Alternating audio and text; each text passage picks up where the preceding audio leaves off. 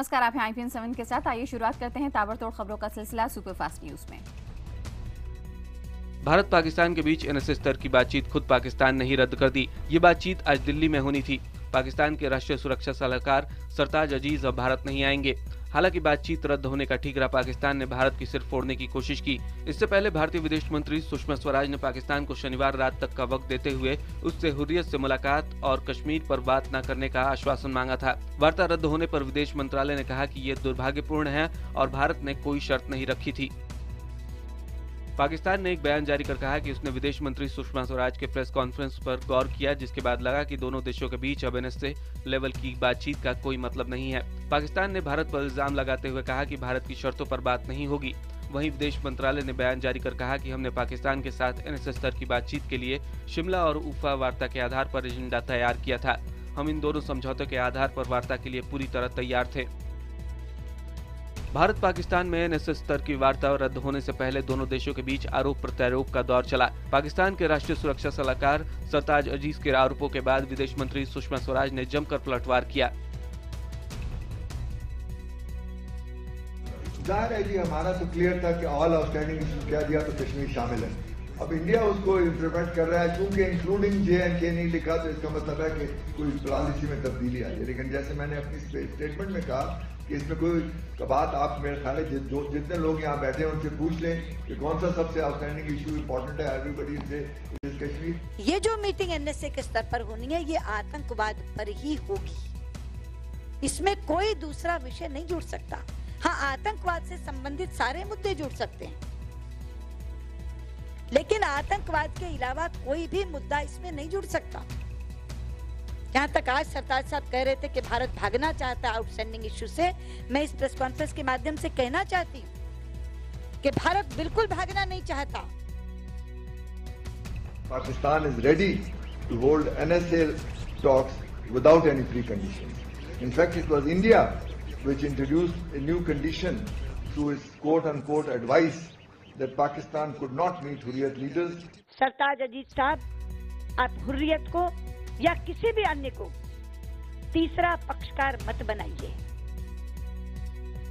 And these are the dossiers which were all sort of ready to be presented to them, Raw's involvement in Pakistan. So, if I do not get this opportunity on 24th August to present these dossiers, I hope I'll get a chance to hand them over to Mr. Doval in New York next month if he accompanies the Prime Minister Modi for the UN General Assembly. कितना serious dossier है वो कि जो भारत में आके table पे देने के बजाय न्यूयॉर्क में चलते चलते देना चाहते हैं। ये डॉजियर्स अपने आप में बहुत गंभीर चीजें होती हैं और इनको गंभीरता से लेना चाहिए। सरताज साहब बहुत गंभीर व्यक्ति हैं, मेरी उनसे बहुत बार चर्चा हुई है। बहुत ही ज्यादा गंभीर व्यक्ति है। मुझे नहीं मालूम उन्होंने कैसे ये बात कह दी। ये डॉजियर्स का आदान प्रदान रास्ते चलते राह और गलियारों में होता है क्या? अमेरिका ने पाकिस्तान को झटका देते हुए ओबामा और नवाज शरीफ की मुलाकात की खबरों को खारिज कर दिया है। इसे लेकर व्हाइट हाउस की ओर से जारी एक बयान में कहा गया कि नवाज शरीफ को अमेरिका आने का कोई भी न्योता नहीं दिया गया है। बता दें, हाल में पाकिस्तान मीडिया में खबरें आई थी कि अमेरिकी राष्ट्रपति बराक ओबामा ने पाक प्रधानमंत्री नवाज शरीफ को अक्टूबर में वॉशिंगटन आने का न्योता दिया है। वहीं हक्कानी गुट के नेटवर्क पर लगाम न लगाने को लेकर पाकिस्तान के ढुलमुल रवैये से भी अमेरिका नाराज है। खबरों के मुताबिक अमेरिका ने इसी वजह से पाक को दी जाने वाली आर्थिक मदद रोक दी है। गुजरात बीजेपी के अल्पसंख्यक नेता इलियास खान पठान और उनके बेटे आसिफ की गोली मारकर हत्या कर दी गई।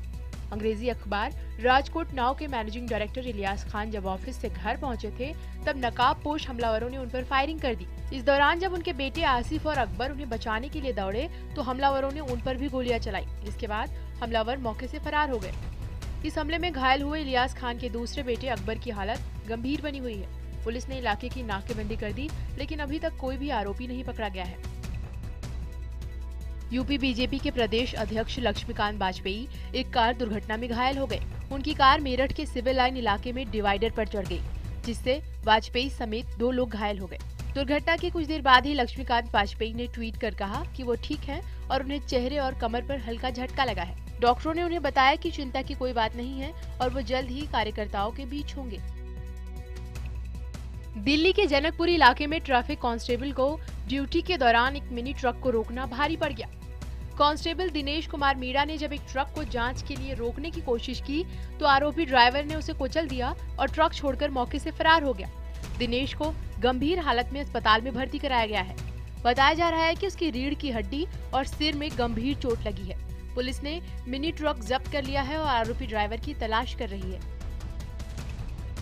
दिल्ली में एम्स के ट्रॉमा सेंटर में एक मरीज की मौत से गुस्साए लोगों ने जमकर हंगामा किया और तोड़फोड़ की। ट्रॉमा सेंटर के एडिशनल एमएस के मुताबिक कल रात करीब 8:30 बजे सड़क हादसे का शिकार हुए शफत खाम नाम के एक शख्स को मृत अवस्था में यहाँ लाया गया था।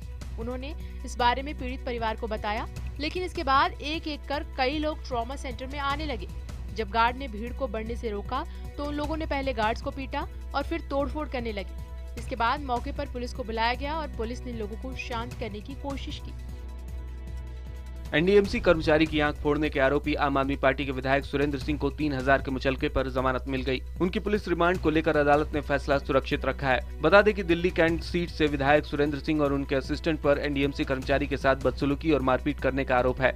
आरोपों के मुताबिक ये घटना 4 अगस्त को हुई। देश भर में प्याज की कीमतें आसमान छू रही हैं, जिससे लोगों की थाली से अब प्याज गायब होने लगा है। दिल्ली और मुंबई समेत देश के कई हिस्सों में प्याज 60 से 80 रुपए प्रति किलो बिक रहा है। ग्राहक नहीं आने की वजह से दुकानदार भी बेहद परेशान हैं। राजस्थान, यूपी और दूसरी जगहों का भी यही हाल है। सब्जी मंडियों में सन्नाटा पसरा हुआ है। हालांकि कुछ जगहों पर सरकार सस्ते दाम में प्याज बेच रही है, लेकिन फिर भी लोग इससे या तो दूरी बनाए हुए हैं या फिर कम प्याज खरीद रही है। प्याज की बढ़ती कीमतों को देखते हुए अब केंद्र सरकार ने भी दखल दिया है। सरकार ने प्याज का न्यूनतम निर्यात मूल्य $425 से बढ़ाकर $700 प्रति मीट्रिक टन कर दिया है। प्याज के दामों पर सरकार की पैनी नजर बनी हुई है और वो वक्त वक्त पर इसकी समीक्षा करती रहेगी। इसी के साथ 10,000 टन प्याज के आयात के लिए सरकार 27 अगस्त को टेंडर खोलने वाली है। सरकार के मुताबिक 2013 से 14 के मुकाबले 2014 से 15 में करीब 5 लाख टन प्याज कम पैदा हुआ है। प्याज के दाम को नियंत्रित करने के लिए कंज्यूमर अफेयर सेक्रेटरी 24 अगस्त को एसएफएसी, नाफेड, एमएमटीसी, वाणिज्य मंत्रालय, कृषि मंत्रालय और दिल्ली सरकार के साथ बैठक करने वाले हैं। यूपी के राज्यपाल राम नाईक का कहना है कि सुप्रीम कोर्ट के आदेश के अनुसार सीएम, हाई कोर्ट के चीफ जस्टिस और विधानसभा में विपक्ष नेता को मिलकर लोकायुक्त का नाम तय करना चाहिए। उन्होंने कहा कि सलाह के साथ फाइल सरकार को वापस भेजी गई है। राम नाईक के मुताबिक कोरम पूरा किए बिना सरकार ने लोकायुक्त नियुक्ति की फाइल राजभवन भेजी। इसी वजह से इसे 3 बार लौटाया जा चुका है। शास्त्रीय संगीत के क्षेत्र में एक मुकाम बना चुकी जरीना बेगम और सुनीता झिंगरन को शनिवार को बेगम अख्तर पुरस्कार से नवाजा गया। जरीना बेगम को गजल तो वहीं सुनीता झिंगरन को ठुमरी के लिए सीएम अखिलेश यादव ने ये सम्मान दिया। उम्र दराज जरीना बेगम के मंच पर न चढ़ पाने पर सीएम अखिलेश ने खुद मंच से उतरकर जरीना बेगम को पुरस्कार से सम्मानित किया। बिहार के चुनाव में कानून और व्यवस्था बेशक मुद्दा बन रहा हो, मगर IBN 7 के साथ एक्सक्लूसिव बातचीत में बिहार डीजीपी ने कहा कि बिहार में कानून व्यवस्था ठीक ठाक है। डीजीपी पीके ठाकुर ने कहा कि बिहार की आबादी के हिसाब से आपराधिक आंकड़े खतरे की घंटी नहीं है। NCRB के मुताबिक अपराध के मामले में बिहार 22वें स्थान पर है। चुनाव के बारे में IBN 7 के साथ चर्चा करते हुए पीके ठाकुर ने कहा कि इस बार घोड़ों और मोटर बोट के जरिए तो गश्त होगी ही, इसके अलावा हर बूथ पर सशस्त्र बल भी तैनात किया जाएगा। खुद को देवी बताने वाली राधिमा उर्फ सुखविंदर कौर पर अब उनकी परम शिष्य रही अभिनेत्री डॉली बिंद्रा ने यौन शोषण का आरोप लगाया है। डॉली ने आरोप लगाया है कि राधिमा के कहने पर उनका यौन शोषण किया गया। डॉली ने अपने आरोपों की लिखित शिकायत मुंबई पुलिस के कमिश्नर और थाने में सौंपी है, जिसमें 20 लोगों पर आरोप लगाया गया है। डॉली ने कहा है कि मुंबई के राधिमा भवन में हर रोज ऐसे कांड होते हैं, वहां अश्लीलता का खुला खेल चलता है। डॉली की शिकायत पर पुलिस ने फिलहाल जांच शुरू कर दी है। मुंबई में होटलों से प्रेमी जोड़ों को निकालने और बदसलूकी के मामले में पुलिस कमिश्नर राकेश मारिया ने सर्कुलर जारी किया है। सर्कुलर में पुलिस वालों से कहा गया है कि नागरिकों की निजता का ख्याल रखा जाए, वरना कानूनी कार्रवाई के लिए तैयार रहें। सर्कुलर के मुताबिक पुलिस वालों से यह भी कहा गया है कि वो किसी के व्यवहार और पहनावों को लेकर न सुझाव दे और न ही आलोचना करे। सर्कुलर में कहा गया है कि पुलिस वालों को किसी की निजता में दखल देने का कोई अधिकार नहीं है। गौरतलब है कि पिछले दिनों मड और अक्सा इलाके में होटलों में छापेमारी की घटना के बाद मुंबई पुलिस की काफी आलोचना हुई थी। यूपी के शाहजहांपुर में गुंडों का एक वीडियो सामने आया है। इस वीडियो में गुंडे एक प्रॉपर्टी डीलर को रंगदारी न देने पर डंडों से बेरहमी से पीट रहे हैं। खास बात यह है कि गुंडों के हाथों में जो डंडे हैं वो पुलिस के सरकारी डंडे हैं। मामला थाना सदर बाजार इलाके की ब्रज बिहार कॉलोनी का है और पीड़ित का नाम शाहिद है। पीड़ित ने प्रधानमंत्री मोदी से गुहार लगाई है कि उसे गुजरात में पनाह दी जाए, वो अब यूपी में नहीं रहना चाहता। इलाहाबाद के करेली इलाके के एक घर में तेज धमाके के साथ हुए विस्फोट में 3 लोग बुरी तरह जख्मी हो गए। हादसे में घायल 3 युवकों को अस्पताल में भर्ती कराया गया है। बताया जा रहा है कि एसी की सर्विसिंग कराई जा रही थी। उसी दौरान तेज धमाके के साथ एसी का कंप्रेसर फट गया, जिससे यह हादसा हुआ।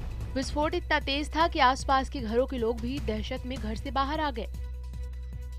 छत्तीसगढ़ के बस्तर में नक्सली हमले में एक एसटीएफ जवान शहीद हो गया, जबकि 2 जवान गंभीर रूप से घायल हो गए हैं। बताया जा रहा है कि जवानों का दल पेट्रोलिंग के लिए निकला था। इसी दौरान बड़ी संख्या में इकट्ठे हुए नक्सलियों ने झीरम घाटी में उन पर हमला बोल दिया। हालांकि यहां जवानों ने भी नक्सलियों का डटकर सामना किया, लेकिन कुछ जवान आईईडी ब्लास्ट की चपेट में आ गए। इसमें एसटीएफ के assistant platoon commander Krishnapal Singh शहीद हो गए। वहीं हमले में घायल जवानों को अस्पताल में भर्ती कराया गया है। असम में ब्रह्मपुत्र और उसकी सहायक नदियों में पानी का जलस्तर बढ़ जाने की वजह से राज्य के कई जिलों में तबाही का मंजर दिख रहा है। बाढ़ की वजह से अब तक राज्य में करीब 6 लाख लोग प्रभावित हुए हैं, तो वहीं इससे कुछ लोगों को अपनी जान भी गंवानी पड़ी। इस बीच सेना यहां राहत और बचाव अभियान चला रही है। कोकराझार, लखीमपुर, तिनसुकिया और सोनितपुर समेत कई इलाकों में बुरा हाल है। बताया जा रहा है कि बाढ़ की वजह से यहाँ कई हेक्टेयर कृषि भूमि बर्बाद हो गई।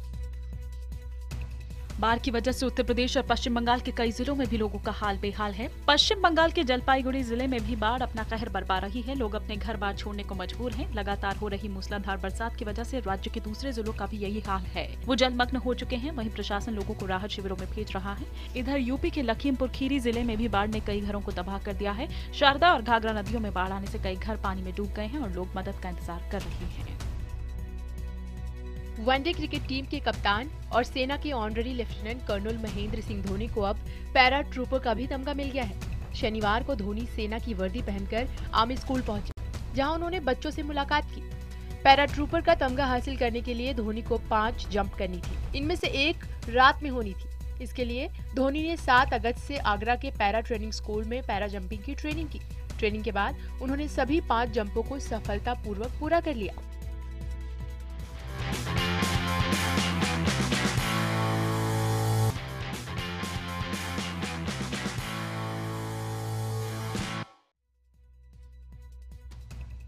श्रीलंका के कप्तान एंजेलो मैथ्यूज के शतक के बाद भारत ने कोलंबो टेस्ट में तीसरे दिन पहली पारी में 87 रन की अहम बढ़त लेकर दबाव बना लिया। भारत ने दूसरी पारी में 1 विकेट के नुकसान पर 70 रन बनाकर अब तक 157 रन की बढ़त बनाई है। टीम इंडिया के स्पिन गेंदबाज हरभजन सिंह जल्द ही शादी के बंधन में बंधने वाले हैं। हरभजन बॉलीवुड एक्ट्रेस और मॉडल गीता बसरा के साथ 7 फेरे लेंगे। जालंधर में हरभजन सिंह के घर पर शादी की तैयारियां जोरों पर हैं। 29 अक्टूबर को दोनों विवाह के बंधन में बंध जाएंगे। दक्षिण अफ्रीका और न्यूजीलैंड के बीच दूसरा वनडे आज खेला जाएगा। अफ्रीकी टीम पहला मुकाबला जीतकर सीरीज में 1-0 से बढ़त ले चुकी है। सीरीज में बने रहने के लिए न्यूजीलैंड को ये मैच हर हाल में जीतना होगा। वर्ल्ड नंबर 1 नोवाक जोकोविच ने स्तानिस्लास वावरिंका को हराकर सिंसिनाटी ओपन के सेमीफाइनल में जगह बना ली है। जोकोविच ने फ्रेंच ओपन फाइनल में हुई हार का भी बदला लिया है। बीजिंग में चल रही एथलेटिक्स वर्ल्ड चैंपियनशिप में मैराथन दौड़ में वर्ल्ड रिकॉर्ड बना। एरिट्रिया के 19 साल के धावक धिरमे ने चैंपियनशिप के शुरुआती दिन से ही युवा वर्ल्ड चैंपियनशिप बनने का रिकॉर्ड बना लिया। इंग्लैंड में एयर शो के दौरान एक सिंगल सीटर प्लेन क्रैश हो गया। प्लेन सीधे हवाई हाईवे पर जा गिरा है, जिसमें कई गाड़ियों को नुकसान भी हुआ है। 7 लोगों की मौत हुई है और यह हादसा इंग्लैंड के ब्राइटन इलाके में हुआ। अफगानिस्तान की राजधानी काबुल में अमेरिका दूतावास के पास जोरदार बम धमाका हुआ। धमाके में 6 लोग मारे गए हैं, 36 लोग घायल हैं। मरने वालों में विदेशी नागरिक भी शामिल हैं। पुलिस का कहना है कि ये एक आत्मघाती हमला था, जिसका निशाना इलाके के गुजर रहे विदेशी सैन्य काफिला था। चीन के सिचुआन प्रांत में भारी बारिश की वजह से लैंडस्लाइड हुआ है। इस हादसे में 12 लोगों की मौत हो चुकी है। 12 लोग लापता हैं। लापता लोगों को ढूंढने के लिए बचाव दल लगाया गया है। मंगल ग्रह की कुछ सेल्फी जो स्पेस एजेंसी नासा के तरफ से भेजी गई रोबो क्यूरियोसिटी रोवर ने मंगल ग्रह पर ली हैं। क्यूरियोसिटी रोवर ने अपनी सेल्फी स्टिक से मार्स ग्रह पर 360 डिग्री पर यह फोटो ली है। इसमें रोबो मंगल ग्रह पर बैठा नजर आ रहा है। तनाव के बीच कोरियाई देशों में बातचीत होगी। दक्षिण कोरिया मीडिया का कहना है कि तनाव के बीच उत्तर कोरिया और दक्षिण कोरिया बातचीत करेंगे। इसी बीच अमेरिकी सेना ने दक्षिण कोरिया को मदद का भरोसा भी दिया है। झलक दिखलाजा में सुपरस्टार सलमान खान, सूरज पंचौली और आथिया शेट्टी की डेब्यू फिल्म हीरो का प्रमोशन करने के लिए झलक के सेट पर पहुंचे। इस दौरान सलमान बतौर कंटेस्टेंट शो में भाग ले रही टीवी अभिनेत्री सनाया ईरानी के साथ अपना खास टॉवल डांस करते हुए भी नजर आए।